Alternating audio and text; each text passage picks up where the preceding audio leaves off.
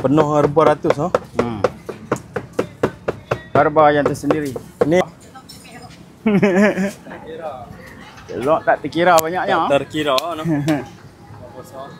Telur buah ngaran lebih kurang 350 400 biji dah kot. Lebih kurang.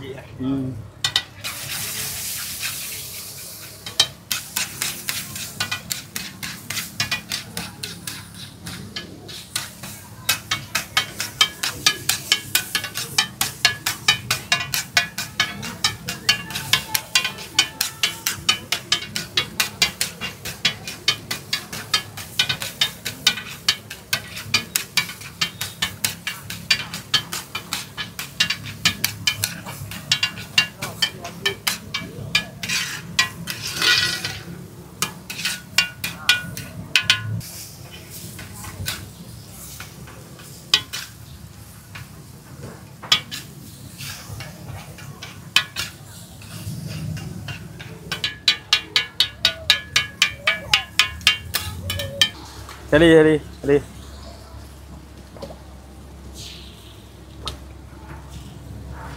Topak weh ha. Topak weh. Ubi pun ada ha. Sini ha. Oh, ubi besar-besar. Ini semua rempah timbang ah. Betul dah. Timbang tara ya.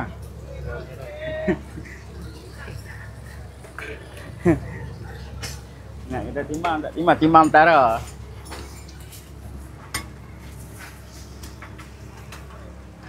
Lepas tu suka pakai apa? Suka pakai pengalaman ya. Tak ada acuan. Kecil besar. Janji customer redha ya.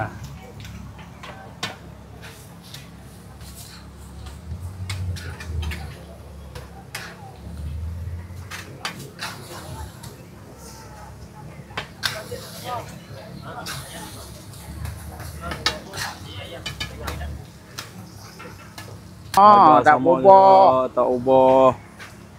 Bulan puasa tak boleh naik harga. RM5 je naik. Harga RM5 saja. RM5 saja. RM5.